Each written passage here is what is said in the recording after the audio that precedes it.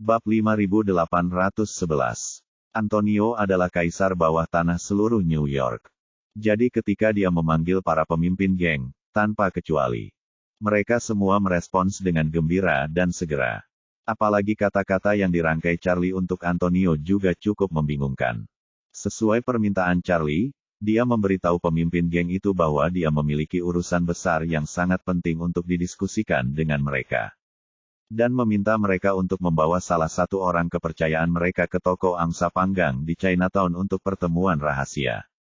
Selain itu, Charlie juga memintanya untuk memberitahu para atasan bahwa bisnis yang akan dibicarakan kali ini sangat penting. Jadi dia memilih tempat seperti Chinatown untuk menyembunyikan matanya. Oleh karena itu, Antonio pun secara khusus berpesan kepada mereka untuk tidak memberitahu siapapun kecuali orang kepercayaannya tentang hal ini. Jika tidak, dia akan dikeluarkan secara permanen dari keluarga Zano. Semua pemimpin geng ini mengikuti Antonio untuk mencari nafkah. Alasan mengapa mereka bisa memiliki wilayah sendiri di New York bukan hanya karena persaingan mereka yang ketat, namun juga mengandalkan dukungan Antonio. Jika mereka tidak mendapat dukungan Antonio, maka wilayah mereka pasti akan diperebutkan oleh geng lain di bawah komando Antonio. Oleh karena itu, geng-geng ini sangat setia kepadanya dan takut jika mereka tidak memuaskan Antonio sedikit pun, mereka akan diusir olehnya. Terus terang, geng-geng di New York yang setia kepada keluarga Zano ini seperti anjing jahat yang tak terhitung jumlahnya yang dibesarkan oleh keluarga tersebut, dan setiap anjing jahat memiliki mangkuk makanannya sendiri.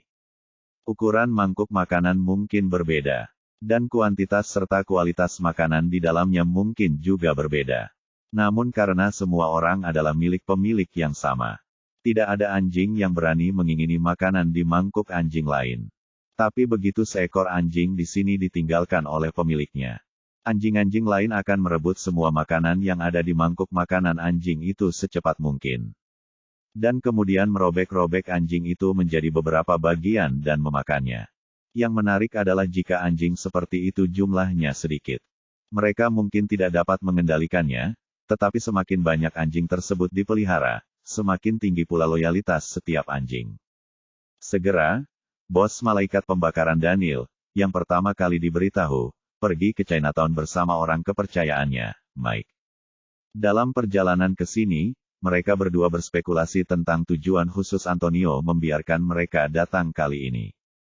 Lagi pula, Antonio hanya mengatakan di telepon bahwa dia ada urusan penting untuk dibicarakan dengan mereka. Namun tidak mengungkapkan informasi spesifik apapun.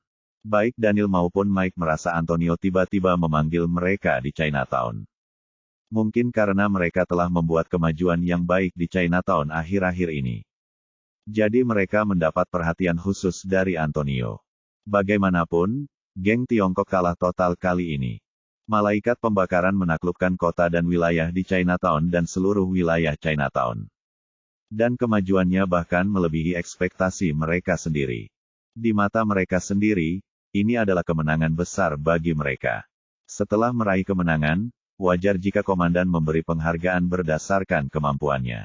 Oleh karena itu, kedua orang itu sangat bersemangat sepanjang perjalanan. Terus-menerus memikirkan masa depan cerah malaikat pembakaran di dalam hati mereka. Ketika mereka memarkir mobil di depan toko angsa panggang, mereka pertama kali melihat sepeda motor beberapa anak buahnya. Mike sedikit terkejut dan berkata, "Bos, sepertinya mobil-mobil ini milik Will dan teman-temannya." Daniel tidak hanya terkejut, dia berkata, "Dalam beberapa hari terakhir, Will berada di Chinatown untuk melenyapkan anggota geng Tiongkok dan pedagang yang tidak patuh. Mungkin mereka melakukan pekerjaannya lebih baik, jadi bosnya terkesan." Mike dengan cepat berbisik dan mengingatkan, "Bos, meskipun saudara perempuan Will adalah simpananmu, aku masih ingin mengingatkanmu, berhati-hatilah terhadap Will. Orang ini sangat ambisius dan tidak akan pernah mau menjadi antekmu terlalu lama. Mungkin ambisinya lebih besar dari pencapaianmu saat ini. Kali ini dia diapresiasi oleh bos. Dan saya khawatir dia akan menjadi lebih sejahtera di masa depan. Kamu harus berhati-hati." Bab 5812. Perkataan Mike langsung membuat ekspresi Daniel menjadi tegang. Daniel bukanlah orang yang pintar. Keuntungan terbesarnya adalah dia berani membunuh dan melawan. Dia memang mengumpulkan banyak gangster yang setia padanya di jalanan. Berasal dari latar belakang akar rumput, dia tidak tahu banyak tentang taktik. Dia hanya merasa jika saudara-saudaranya mengikutinya dan bekerja keras, dia tidak akan memperlakukan mereka dengan buruk. Jika dia punya semangkuk nasi, saudara-saudaranya akan makan sup penuh. Tapi Mike jauh lebih pintar dari dia. Ketika Mike lulus SMA, dia adalah satu-satunya siswa terbaik di lingkungan kulit hitamnya yang diterima di universitas negeri yang serius pada tahun yang sama. Di lingkungan tersebut, tingkat kejahatan dan perceraian hampir mencapai tingkat yang tinggi. Banyak anak muda belajar menembak dan menggunakan narkoba sebelum rambut mereka tumbuh. Jika tidak ada baku tembak di lingkungan sekitar setiap hari, semua orang yang tinggal di sini tidak akan bisa tidur karena terlalu banyak keheningan. Dalam lingkungan seperti itu, Mike bisa diterima di universitas, yang menunjukkan bahwa pikirannya berada di luar jangkauan orang awam. Namun, setelah Mike kuliah, ia merasakan kesenjangan yang sangat besar dalam kuliah karena kemiskinan keluarganya. Dia melihat orang-orang kaya mengejar uang secara berlebihan dan pengejaran fanatik terhadap orang kaya oleh teman sekelas perempuan. Tapi dia, karena kekurangan uang dan warna kulit, dia diasingkan dan dikucilkan oleh teman-teman sekelasnya. Sejak saat itu, Mike tersesat. Ia mulai mencuri barang milik mahasiswa lain di kampus, termasuk ponsel, komputer, dan sepeda. Selama bisa diubah menjadi uang, dia tidak akan melepaskannya. Jadi pada tahun kedua kuliah, dia dikeluarkan dari sekolah tersebut. Putus asa, dia bergabung dengan geng yang dia temui saat dia menghapus utangnya, yang merupakan pendahulu dari Burning Angel. Mengandalkan pikirannya sendiri, Mike secara bertahap menjadi orang kedua di Malaikat Pembakaran, memenangkan rasa hormat Daniel. Namun, Mike selalu khawatir bahwa posisi kedua di komandonya tidak cukup stabil. Dan dia merasa ancaman terbesarnya adalah Will. Oleh karena itu, Mike memanfaatkan kesempatan itu untuk mengatakan hal buruk tentang Will dan meminta Daniel untuk lebih waspada terhadap Will. Namun yang tidak mereka berdua ketahui saat ini adalah hidup Will sudah berada di ujung tanduk. Dan situasi mereka saat ini juga akan mengalami perubahan besar. Tak lama kemudian, mereka berdua memasuki toko angsa panggang. Di lantai pertama restoran angsa panggang, Antonio, yang kakinya patah dan kehilangan dua telinganya, sedang duduk di belakang meja di bagian terdalam hotel, menghadap pintu, mengenakan topi wol. Keduanya masuk dan sekilas mengenali Antonio, tetapi mereka tidak merasakan sesuatu yang aneh pada Antonio. Satu-satunya hal yang mereka tidak tahu adalah mengapa dia mengenakan topi wol, yang membuatnya tampak tidak mencolok. Begitu Daniel masuk, dia berkata kepada Antonio dengan sangat hormat, "Halo, bos." Mike juga berkata dengan hormat, "Halo, bos."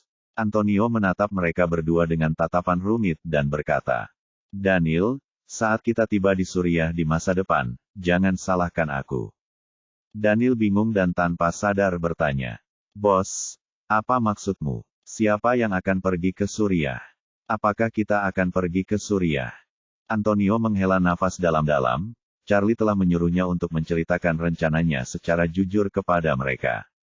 Malam ini, dia akan memanfaatkan Antonio untuk mengundang para pemimpin semua organisasi di bawah komandonya. Dan bos kedua satu demi satu, lalu tangkap semuanya. Besok pagi, saat Joseph tiba, dia akan membawa pergi semua bos geng ini. Dan biarkan bos kedua melihatnya dengan matanya sendiri. Setelah menyaksikan bos dibawa pergi oleh Joseph dari Cataclysmic Front, dia mempromosikan orang-orang kedua ini menjadi pemimpin tertinggi dan meminta mereka mengambil alih geng mereka. Bab 5813. Charlie ingin menggunakan trik ini untuk membuat seluruh geng di New York menjadi bonekanya dalam satu malam. Setelah tuan kedua yang masih hidup, tuan kedua yang sangat terkejut kembali. Mengingat di belakang Charlie ada front bencana yang kuat. Mereka tidak akan pernah berani melakukan pembangkangan di masa depan, dan pasti akan mematuhi perintah Charlie dengan sepenuh hati. Dan kerja keras keluarga Zano selama puluhan tahun akan dimusnahkan oleh Charlie setelah malam ini. Antonio yang sudah pasrah dengan nasibnya hanya bisa meratapi Daniel saat ini. "Daniel, Bukan hanya kami tapi juga para pemimpin geng lainnya. Setelah mereka tiba satu demi satu, semua orang akan pergi ke Suriah bersama-sama dan berangkat besok pagi. Daniel semakin terkejut dan bertanya kepadanya, "Bos, kami adalah geng, bukan tentara bayaran. Apa yang bisa kami lakukan di Suriah? Kita tidak bisa pergi ke Suriah untuk merebut wilayah, kan? Orang-orang di sana jauh lebih galak dari kami, dan kami juga menggunakan pistol 9 mm. Mereka seharusnya berlarian membawa RPG ke sana untuk merebut wilayah." Antonio mengeluh, "Biarkan Tuan Wade memberitahu Anda detailnya." Menyeberang. Siapa ini Tuan Wade? Keduanya bingung. Sama sekali tidak mengerti apa yang ingin dikatakan Antonio.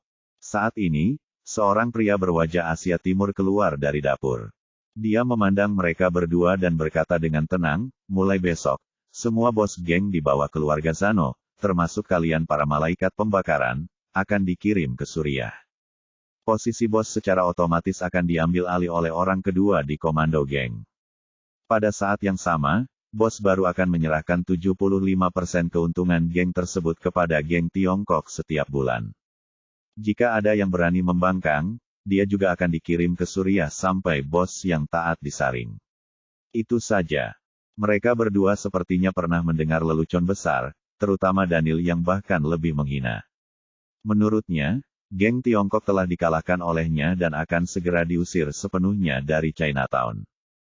Ia diminta memberi penghormatan kepada geng Tiongkok yang akan mengambil 75% keuntungan. Ini hanyalah sebuah fantasi. Daniel tanpa sadar mengeluarkan pistolnya, mengarahkannya ke Charlie, dan berseru. "Dari mana asalmu? Kamu berisik sekali di sini. Apakah Anda juga anggota geng Tiongkok?" Charlie mengeluarkan sumpit dari kotak sumpit di depan Antonio dengan kecepatan yang sangat cepat. Dia mengeluarkan sumpit dan menjentikkan tangannya. Sumpit itu seperti peluru, menembus bagian samping pistol Antonio. Terdengar bunyi, "cu", dan Antonio merasakan pergelangan tangannya mati rasa. Dia melihat ke bawah dan melihat pistolnya telah hilang. Kemudian, dia mendengar bunyi gedebuk dari dinding di belakangnya. Ketika dia berbalik, dia hampir mati ketakutan. Pistol Beretta kesayangannya ditusuk dengan lubang di sisinya oleh sumpit, dan dipaku langsung ke dinding. Dia memandang Charlie dengan ngeri. Dia benar-benar tidak mengerti bagaimana manusia bisa menggunakan sumpit yang terbuat dari bambu untuk menusuk pistol yang terbuat dari baja. Selain itu, selongsong pistol dan laras di dalamnya terbuat dari baja berkekuatan tinggi. Bahkan peluru pun tidak mungkin bisa menembusnya, apalagi sumpit. Sejenak kaki Daniel menjadi lemas karena ketakutan, dan tanpa sadar ia ingin berbalik dan lari. Namun saat ini, dua pria berwajah Asia Timur masuk melalui pintu. Setelah mereka masuk, salah satu dari mereka mengeluarkan pistol dan menempelkan pistol tepat di belakang kepala mereka. Kedua orang ini adalah Jordan dan Darwin yang sedang menyergap di luar. Segera setelah itu, keduanya mengikat Daniel dan Mike dan langsung membawa mereka ke lantai 2. Saat ini, Will Johnson dan 5 orang lainnya telah diikat ke dalam pangsit nasi dan dilempar ke lantai 2. Sebelum Daniel mengetahui apa yang terjadi, Jordan dan Darwin mengikatnya erat-erat dengan tali rami dan memasukkan kain lap yang berbau berminyak ke dalam mulutnya. Jordan menendangnya ke samping Will, mengambil ketel listrik berisi air, menekan tombol mendidih. Dan berkata dengan suara dingin, "Saya memperingatkan Anda, akan ada anggota geng lain yang segera hadir. Tidak seorang pun boleh mengeluarkan suara apapun, jika tidak, setelah panci berisi air ini mendidih, saya akan menuangkan semuanya ke dalam mulutnya." Antonio menunjukkan statusnya sebagai kaisar bawah tanah New York. Semua pemimpin geng yang diberitahu olehnya datang dengan tergesa-gesa dan gembira. Namun, tidak ada yang menyangka bahwa yang menunggu mereka di Chinatown adalah diikat dan diisi dengan kain yang berbau. Terakhir, mereka akan berjongkok di lantai 2 sebuah kedai angsa panggang bersama sekelompok pemimpin pertama dan kedua dari unit saudara mereka. Semakin banyak orang yang datang, Antonio menjadi semakin panik. Memanfaatkan celah di mana kelompok orang sebelumnya baru saja dibawa ke lantai 2 dan kelompok orang berikutnya belum datang. Dia tidak bisa menahan diri untuk tidak bertanya kepada Charlie dengan sedih, "Wade, Para bos geng ini semuanya ditipu oleh saya untuk pergi ke Suriah. Saya sendiri telah menjual semua bos geng di New York. Ketika semua orang sampai di Suriah, jika mereka bergabung untuk mengalahkan saya akan mati di sana. Charlie tersenyum dan bertanya kepadanya, lalu menurutmu apa yang harus kita lakukan? Antonio menelan ludahnya dan berkata dengan hati-hati, Anda tahu, saya sangat kooperatif. Mengapa kamu tidak meninggalkanku saja di New York dan bekerja untukmu dan pria kuat itu? Charlie bertanya balik, jika kamu tinggal di New York, kamu tidak akan takut orang membalas dendam padamu. Anda menipu semua bos geng untuk pergi ke Suriah. Apakah menurutmu keluarga mereka akan mengejarmu untuk memperjuangkan mereka? Antonio menggerakkan sudut mulutnya dan bertanya dengan ragu-ragu. Wade, kenapa kamu tidak biarkan aku kembali ke Sisilia? Charlie menepuk bahunya dan berkata dengan tenang, Oke Antonio, berhentilah bermimpi. Demi keselamatan Anda tidak perlu khawatir. Meski tempat yang kamu tuju agak terbelakang. Tetapi bagaimanapun juga, ini adalah tempat di mana supremasi hukum ditegakkan. Tema utamanya adalah siapapun yang memukul seseorang akan dipukuli, dan siapapun yang membunuh akan membayar dengan nyawanya. Di antara orang-orang di atas, jika ada yang benar-benar membunuhmu, teman lamaku Komandan Hamid pasti akan membalaskan dendammu. Tidak seperti New York, di mana Anda telah membunuh begitu banyak orang, New York masih bisa membiarkan Anda lolos begitu saja. Jika Anda tinggal di New York, Anda pasti tidak akan bertahan seminggu. Antonio melihat Charlie begitu kaku sehingga dia tidak mau melepaskan dirinya sama sekali, dan hatinya sudah dipenuhi keputusasaan. Namun, kata-kata Charlie memberinya sedikit kenyamanan, yang lebih baik daripada tidak sama sekali. Rasanya seperti semua orang berada di penjara bersama-sama, dan setidaknya ada penjaga dan sipir penjara yang menakut-nakuti semua orang agar tidak berani terlalu lancang. Namun, kali ini dia benar-benar menyinggung orang-orang di atas. Sekalipun dia masih memiliki kesempatan untuk kembali ke New York di masa depan, dia pasti tidak akan memiliki kehidupan yang baik. Penculikan berlanjut hingga dini hari. Bos geng yang datang setelah malaikat pembakaran diikat seperti kepiting berbulu sebelum mereka mengetahui apa yang sedang terjadi. Dan mulut mereka disumpal rapat. Mereka bahkan tidak sempat menanyakan keseluruhan cerita. Dan mereka masih belum tahu mengapa bosnya yang selalu dipercaya, kebanggaan Sisilia, Antonio Zano yang terkenal, menipu mereka agar terikat di sini. Dan Charlie tidak berbicara omong kosong kepada mereka. Ketika mereka tiba, dia mengikat mereka dan melemparkannya ke atas, membiarkan Jordan mengawasi mereka. Siapapun yang berani bergerak, meronta, atau mengeluarkan suara yang tidak pantas akan disiram sepanci air mendidih ke selangkangannya. Menuangkan air mendidih ke selangkangan mungkin terdengar kejam, namun dibandingkan dengan cara para anggota geng ini, cara ini masih jauh lebih buruk. Namun, ternyata metode ini ternyata efektif. Dengan sepanci air mendidih di depannya, tak satu pun dari lusinan bos geng pembunuh yang berani melakukan kesalahan. Bab 5814. Di pagi hari, Joseph dan lebih dari 10 tentara front bencana bergegas ke New York dengan pesawat penumpang Concorde. Joseph tidak tahu mengapa Charlie tiba-tiba memintanya datang ke New York. Jadi dia tidak berani menunda begitu turun dari pesawat dan langsung menuju Chinatown. Setelah Joseph tiba, dia melihat Charlie di lantai pertama dan langsung berkata dengan hormat. Wade, apa perintahmu? Charlie menunjuk Antonio di sampingnya dan berkata, ini adalah bos mafia New York. Kenali satu sama lain. Ada banyak tokoh terkenal di geng-geng New York di lantai atas. Anda juga bisa menyapa mereka satu persatu dalam sekejap. Orang-orang ini berjiwa pelit. Saya bisa mengurus semuanya sendirian, tapi mereka tidak mau. Untuk diyakinkan, Anda memerlukan seseorang dengan reputasi, latar belakang, dan tim yang benar-benar dapat menekan mereka. Setelah fajar, Anda membawa dia dan adik-adiknya meninggalkan Amerika Serikat dengan perahu. Kemudian pindahkan ke Suriah dan serahkan langsung ke Hamid. Joseph segera mengangguk dan berkata, baik Tuan Wade. Apakah ada hal lain yang kamu ingin aku lakukan? Charlie melirik ke arah Antonio dan berkata, Antonio ini benar-benar pria Sisilia yang baik, tapi kakinya lumpuh. Beritahu Hamid bahwa kondisi medis Surya terbatas, sehingga tidak perlu bersusah payah merawatnya. Cari saja seorang tukang kayu dan beri dia tongkat penyangga. Hamid telah membangun benteng, dan pasti ada kekurangan tenaga kerja. Kaki yang pincang tidak akan menghentikannya bekerja. Ketika Antonio mendengar ini, dia ingin segera mati di sini. Setelah bekerja keras sepanjang hidupnya, dia tidak pernah menyangka bahwa dia sekarang akan turun ke bidang ini.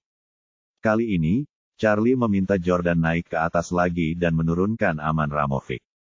Aman telah melihat dunia, dan saat dia melihat Joseph, dia langsung mengenalinya. Pada saat ini, Aman tentu saja terkejut. Dia tidak pernah menyangka Charlie bisa membawa Joseph secepat itu. Baru beberapa jam berlalu sejak tadi malam. Sungguh luar biasa Joseph bisa muncul di New York dalam waktu sesingkat itu. Charlie meminta Jordan untuk membawa Aman kepadanya dan menginstruksikan Jordan untuk mengeluarkan kain dari mulutnya. Aman dengan cepat berkata dengan hormat, "Tuan. Wade, kamu, perintah apa yang kamu punya untukku?" Charlie menunjuk ke arah Joseph dan berkata dengan tenang, "Tidakkah kamu selalu penasaran dengan hubunganku dengan Cataclysmic Front? Nah, sekarang kepala front bencana ada di sini, biarkan dia berbicara denganmu."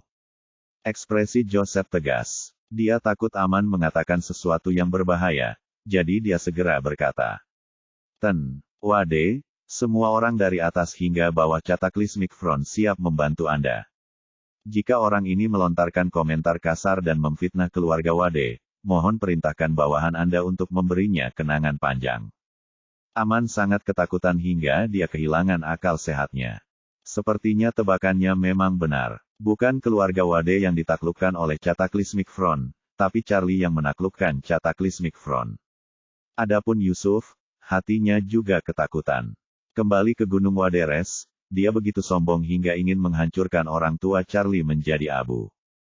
Jika Charlie tidak begitu murah hati dan menggurui, mendiang orang tuanya juga akan terlibat karena dia. Terlebih lagi, dia memotong meridiannya sendiri pada hari itu. Jika bukan karena campur tangan Charlie, dia akan tetap menjadi orang yang tidak berguna. Bagaimana dia bisa membuat terobosan berturut-turut dan menjadi penguasa alam gelap? Oleh karena itu, setiap kali dia memikirkan saat itu, Yusuf merasa malu. Poin kuncinya adalah Charlie terlalu rendah hati. Jelas Cataclysmic Front yang menyerah padanya. Dia bersikeras mengklaim kepada dunia luar bahwa keluarga Wade telah menghabiskan seluruh kekayaan mereka untuk meminta Cataclysmic Front untuk mendukung mereka. Oleh karena itu, Joseph menjadi panik. Dia berharap dia bisa memberitahu seluruh dunia bahwa dia kalah, tapi Charlie ingin memberitahu seluruh dunia bahwa dialah pemenangnya. Begitu kata-kata Joseph keluar, Aman juga merasa ngeri. Dia segera meminta maaf dengan panik, "Maaf, Tuan Wade, saya juga mendengarkan rumor dari dunia luar." Charlie tersenyum dan berkata, "Jika saya mengenal Anda, saya akan mempelajari metode Anda dan tidak meminta Antonio untuk membunuh Anda." Setelah mengatakan itu, Charlie memandang Antonio dan bertanya kepadanya, "Antonio, saya akan memberikan Anda proposal, jika Anda bersedia membunuh Aman. Saya akan membiarkan Anda tinggal di New York dan terus bertanggung jawab atas keluarga Zano. Bagaimana menurutmu?" Ketika Antonio mendengar ini, dia tidak peduli apakah yang dikatakan Charlie itu benar atau salah. Dan berseru tanpa ragu-ragu, "Tuan, menyeberang. Selama kamu memberiku senjata, aku akan menghajar kepala Aman hingga menjadi sarang lebah sekarang." Wajah Aman tiba-tiba menjadi pucat. Dia tidak tahu apakah Charlie benar-benar bersungguh-sungguh. Lagi pula, beberapa jam yang lalu, dia mendapat ide untuk meminjam pisau untuk membunuh Charlie. Dan ingin menggunakan tangan Antonio untuk membunuh Charlie. Jika Charlie juga mencoba memperlakukannya dengan cara yang sama, maka dia pasti akan mati di tangan Antonio. Melihat ketakutan di wajah Aman, Charlie tersenyum dan berkata, "Kamu tidak perlu terlalu takut. Sudah kubilang padamu bahwa aku tidak akan sama denganmu." Aman menghela nafas lega. Saat ini, dia tidak lagi peduli apakah dia pergi ke Suriah atau Afghanistan. Ia rela pergi kemana saja selama itu bisa membuatnya tetap hidup. Charlie memandangnya dan berkata dengan serius, "Aman, kamu berbeda dari bos geng di lantai atas dan Antonio. Mereka semua adalah udang kecil yang tidak tahan di atas panggung, tetapi setelahnya Anda adalah seorang oligarki. Menurutku kamu berani dan banyak akal ketika kamu masih muda. Tetapi dalam 2 tahun terakhir, seiring bertambahnya usia, Anda perlahan-lahan terpesona oleh kecantikan. Aman menundukkan kepalanya karena malu. Dia juga menyadari sejak awal bahwa 2 kali dia jatuh ke tangan Charlie semuanya karena wanita. Namun, dia tidak terlalu terobsesi dengan S3X, terutama karena dia memiliki pemikiran lain selain wanita pada kedua kesempatan tersebut. Dia ingin mendapatkan rasa hormat yang pantas dia dapatkan di Eropa Barat. Jadi dia ingin menikahi Helena. Dia ingin segera membangun pijakan di New York, jadi dia ingin menikahi keluarga Antonio. Pada analisa akhir masih dipaksakan oleh situasi saat ini. Memang benar ia seorang oligarki, namun karena identitas dan latar belakangnya, ia memang terpinggirkan di Eropa Barat dan Amerika Utara. Apa gunanya punya uang saja?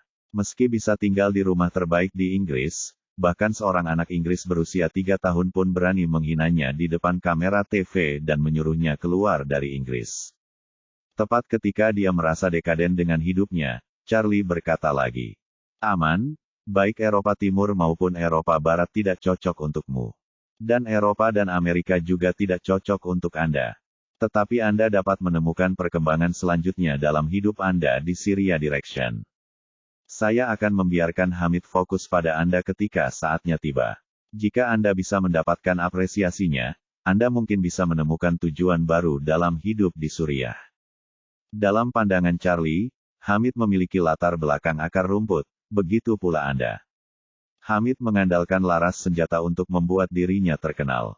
Sementara Aman mengandalkan otaknya untuk menciptakan legenda oligarki sendiri. Jika kedua orang ini bisa bekerja sama pasti akan mendapatkan hasil yang sangat positif. Tentu saja, Aman mungkin tidak meremehkan tanah seluas 3 hektar milik Hamid, tapi kini dia tidak punya pilihan lain. Charlie akan dengan paksa menurunkan ekspektasinya dan membiarkan dia menganggap Hamid sebagai pasangan baru dalam hidupnya. Ini seperti mencari pasangan untuk orang kaya yang memiliki pandangan lebih tinggi dari kepalanya. Ia menginginkan seseorang yang tinggi, kurus, cantik, besar, lembut, kencang, berpengetahuan, dan murni. Tapi itu tidak masalah bagi Charlie. Dia akan menggunakan metodenya untuk menekan tuntutan orang kaya ini dalam 1 langkah, menjadi 1 langkah saja, hanya untuk bertahan hidup. Bab 5815. Aman juga tahu bahwa jika Charlie menyelamatkan nyawanya, dia akan membalas kejahatan dengan kebaikan. Dalam hal ini, pilihan terbaiknya adalah menerimanya begitu dia melihatnya dan berhenti berusaha memohon. Kalau tidak, jika Charlie berubah pikiran, dia akan sangat kecewa. Dengan demikian dia mungkin mendapat tawaran yang lebih buruk. Dalam keputusasaan, dia hanya bisa berkata kepada Charlie, "Jangan khawatir, Tuan Wade, ketika saya sampai di Suriah. Saya akan mencoba yang terbaik untuk berkomunikasi secara mendalam dengan Komandan Hamid dan melakukan sedikit." Charlie mengangguk setuju dan berkata sambil tersenyum, "Tidak buruk, tidak buruk. Aman pastinya adalah kelas atas. Dalam masyarakat ini, tidak banyak orang yang benar-benar berada di jalur pemahaman." Setelah itu, dia melihat waktu dan berkata kepada Joseph, "Joseph, ini sudah fajar, dan orang-orang hampir berdatangan satu demi satu. Hubungi perahu, lalu naik ke lantai atas. Beri orang-orang ini dosis obat kuat, dan Anda bisa mulai membawa mereka keluar dari Amerika." Joseph mengangguk dengan hormat dan bertanya pada Charlie, "Wade, bagaimana cara penggunaan obat kuatnya secara spesifik? Apakah kamu punya instruksi?" Charlie mengulurkan jarinya dan berkata dengan serius, "Saya hanya ingin mengatakan satu hal, menakuti mereka sampai mati. Agar mereka dibawa pergi olehmu atau ditinggalkan. Mereka akan ketakutan sepanjang hari sejak mereka melihat Anda." Joseph mengerti dan segera berkata, "Jangan khawatir, Tuan Wade, bawahan pasti akan mengurusnya." Kemudian, Charlie meminta Antonio berpegangan pada pagar dan melompat ke lantai 2 di depannya. Dan dia dan Joseph mengikuti perlahan di belakang. Saat ini, anggota geng di lantai atas masih penuh kebencian terhadap Antonio. Hampir tidak ada satupun dari mereka yang mengetahui apa yang terjadi. Mereka hanya tahu bahwa Antonio menipu dan mengikat mereka. Sepertinya dia tidak punya niat baik. Beberapa dari mereka bahkan berpikir dalam hati bahwa mereka harus mencari cara untuk menjauh dari orang ini setelah mereka keluar. Akan sangat bagus jika mereka bisa menemukan kesempatan untuk melawannya dan bersatu menghadapi keluarga Zano. Tentu saja, premisnya adalah mereka bisa keluar dari sini hidup-hidup. Mendengar langkah kaki berat seseorang naik ke atas. Orang-orang ini menatap ke tangga. Namun tidak ada yang menyangka bahwa suara itu sudah lama berdering dan bergetar. Tapi mereka masih belum melihat siapa orang itu. Tak heran jika Antonio hanya bisa melompat dengan satu kaki. Tidak hanya momentumnya yang sangat besar, tetapi efisiensinya juga sangat rendah. Dia tidak bisa melompat lagi setelah melompat dalam waktu yang lama. Setelah menunggu lama, orang-orang di atas akhirnya melihat kepala Antonio. Saat ini, mata semua orang penuh dengan kemarahan dan kebencian. Karena mereka tidak tahu mengapa Antonio menipu mereka di sini. Dan ikat mereka karena mereka jelas-jelas pengikut Antonio. Menghadapi tatapan marah dan bertanya-tanya dari orang-orang ini, Antonio merasa sangat tidak nyaman di hatinya. Setengah dari orang-orang di sini akan pergi ke Suriah bersamanya. Dan mereka tidak akan bertemu satu sama lain tanpa melihat ke atas mulai sekarang. Terlebih lagi, dia tidak memiliki tempat berlindung, apalagi hanya satu kaki. Jika mereka benar-benar bersatu untuk menindasnya, dia tidak akan punya cara untuk meminta bantuan. Orang-orang ini memandang Antonio dengan mata marah dan melompat lagi dan lagi. Setelah menari cukup lama, kepala mereka perlahan muncul dari tangga. Semua orang bertanya-tanya jenis obat apa yang dia jual di labu tersebut. Namun ketika Antonio akhirnya berhasil melompat keluar dari tubuh bagian bawahnya, semua orang tiba-tiba menyadari bahwa salah satu kakinya patah. Yang lebih mengejutkan lagi adalah dia tidak hanya mengalami patah kaki, tapi dia tidak mempedulikannya sama sekali. Darah di area luka masih berwarna merah, yang terlihat mengejutkan. Saat ini, Antonio sudah lama kehilangan momentum dan gaya pemimpin mafia. Untuk mengurangi kebencian orang-orang ini terhadapnya sebanyak mungkin. Hal pertama yang dia lakukan setelah dia melompat ke lantai 2 dengan susah payah adalah segera melepas topi yang dia kenakan. Yang ini tidak penting, itu mengejutkan yang lain hingga tak bisa berkata-kata. Karena mereka semua bisa melihat kedua telinga Antonio telah hilang, hanya menyisakan bekas luka berdarah. Pada titik ini, tidak perlu lagi memikirkannya. Dan mengetahui bahwa Antonio pasti mengalami penyiksaan yang tidak manusiawi.